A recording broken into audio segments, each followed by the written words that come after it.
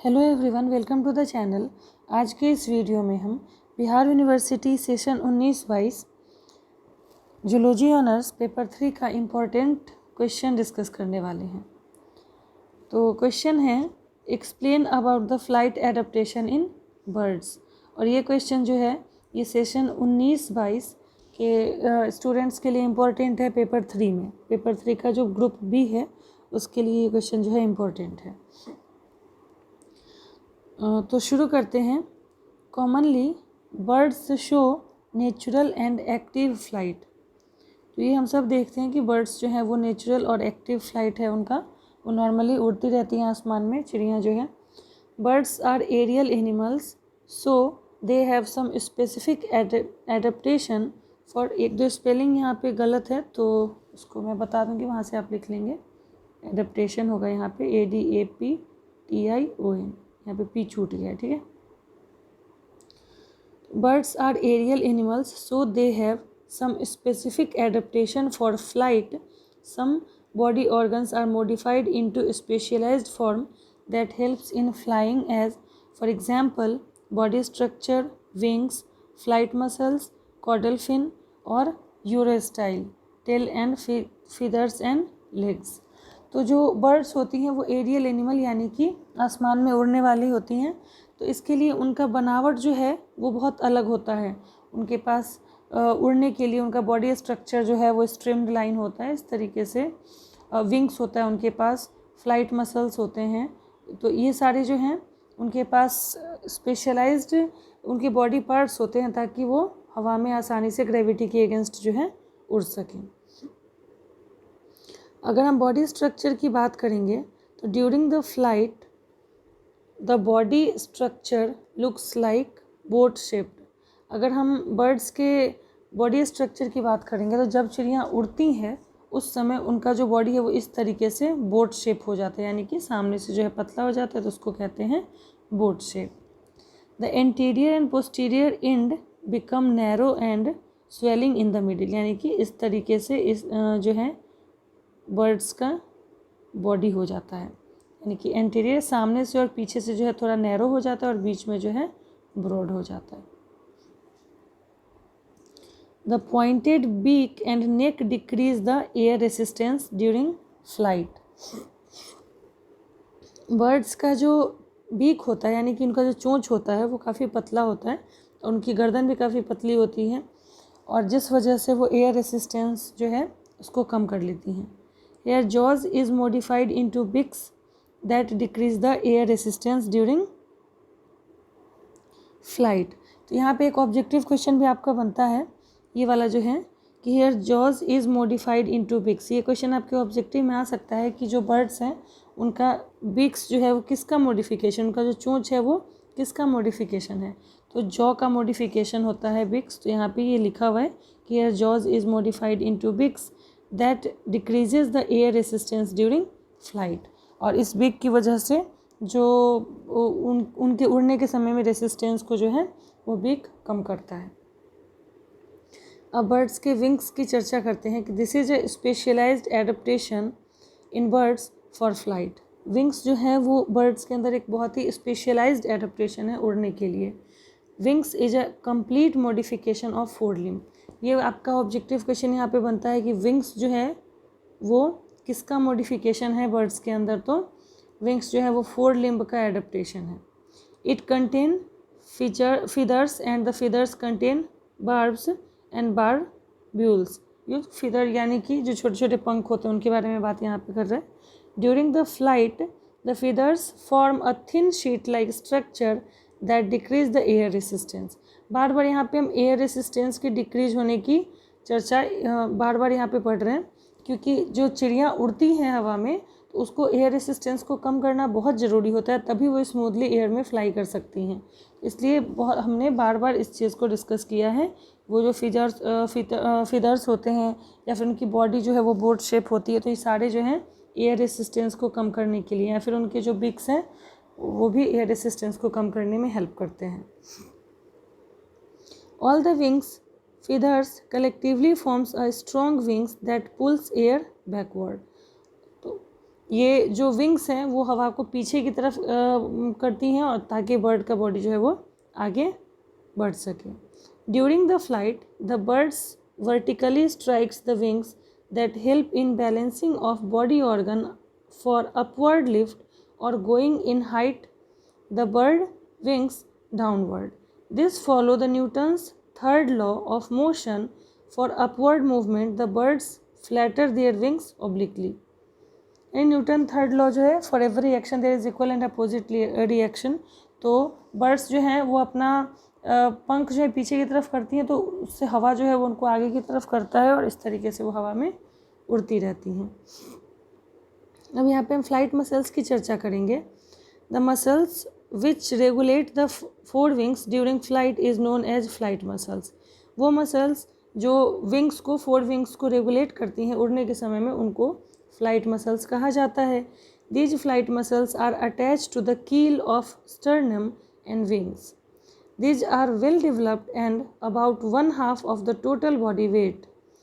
They are modified in relation to flight and are of following type. यहाँ पे मैं आपको सीधे रीड करके बता दे रही हूँ क्योंकि वैसे वीडियो काफ़ी लंबा हो जाएगा, इसलिए अगर कोई दिक्कत हो तो आप कमेंट कर सकते हैं, मैं वहाँ पे इसको एक्सप्लेन कर दूँगी. या फिर आप टाइम बता देंगे कि इस टाइम में क्या बोला गया है या फिर क्या लिखा है, तो उस लाइन का मतलब मैं आपको बता दूँगी. वीडियो बहुत लंबा हो जाएगा तो इसलिए अभी यहाँ पर हम बस मैं एक बार रीड कर देती हूँ ताकि आप देख लेंगे. हाँ, तो यहाँ से शुरू करते हैं. They are modified in relation to flight and are of following type. Main flight muscle, accessory muscle, tensor muscle, muscle of the arms, muscle of the digits, caudal muscles. यहाँ पे एक डायग्राम है. डायग्राम आप कोशिश करिएगा कि zoology का जो भी क्वेश्चन लिखे उसमें डायग्राम ज़रूर ऐड करने का. इससे आपके मार्क्स जो है वो काफ़ी बढ़ जाएंगे और आसान भी होगा. अगर आप एक बार डायग्राम याद कर लेते हैं तो उसमें जो लिखा है उसको भी अगर आप एक्सप्लेन कर देते हैं अलग से तो आपके अच्छे आंसर बन जाएंगे. ठीक है, तो यहाँ पे ये डायग्राम है, आप स्क्रीनशॉट ले सकते हैं और इसको प्रैक्टिस कर लेंगे. ये देखिए यहाँ पे बीच की बॉडी बनी हुई है, स्टर्नम बना हुआ है. ठीक है, स्टर्नम. यहाँ पे है विंग्स के बारे में कि resistance of air to the wings causes and up thrust on them. ये जो रेसिस्टेंस जो है एयर का उसको कम करके और ऊपर की तरफ उड़ने में हेल्प करता है. ये कोराक्वाइड है, ये दोनों तरफ कोराक्वाइड है. ये पेक्टोरल मसल है, ये वाले. इसको आप स्क्रीनशॉट लेके एक बार प्रैक्टिस कर लेना. यहाँ पे एक दूसरा डायग्राम भी है, ये भी है बर्ड्स के पिजन का फ्लाइट मसल यहाँ पे बना हुआ है, तो इसको भी आप स्क्रीनशॉट लेके प्रैक्टिस कर सकते हैं. रफ डायग्राम है या फिर आप नेट से भी देख सकते हैं. फ्लाइट मसल ऑफ पिजन है, आप दूसरी किसी बर्ड का भी ले सकते हैं. मेरे नोट्स में पिजन का है. अब आगे डिस्कस करते हैं. मेन फ्लाइट मसल, जो भी पीछे पॉइंट था यहाँ पे, main flight muscle, accessory muscle, tensor, तो अब इन सबको डिस्कस करते हैं. Main flight muscle. The main flight muscle are of following types. पहला, pectoral muscle. These muscle lies on the chest and are related with elevation with depression of the wings. This is of two types, pectoralis major and pectoralis minor.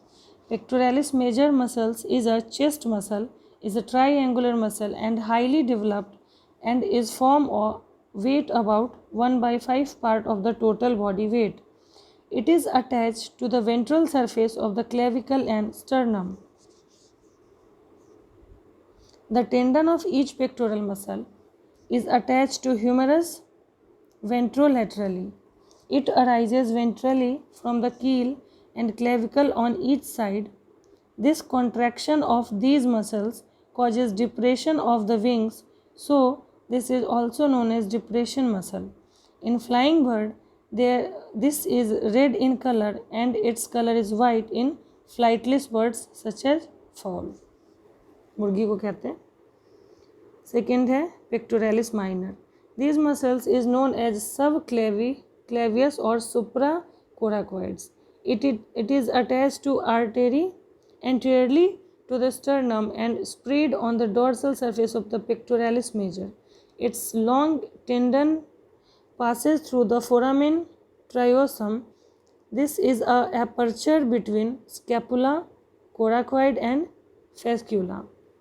It is inserted upon the dorsal surface of humerus. When this muscle contracts, the wings is elevated. अब next है accessory muscle. These are group of numerous accessory muscles which helps in elevation and depression of the muscles. These are of different types such as first coracorbronchialis longus. These muscles arises from the coracoid and attach to the posterior part of the head of the humerus. This muscle helps in the depressing the wings. Second, coracorbronchialis brevis. These muscles also develop from the coracoid and enters onto the medium tubercle. It also help in depressing the wings. Scapula humerus muscle. This developed from the outer surface of scapula and attached to the humerus. Tensor muscle. This is deltoid muscle. These are of three types. Deltoid muscle. This is also known as tensor muscle, tensor brevis, tensor accessoris. Their contraction causes extension of the wings. Muscle of the arms.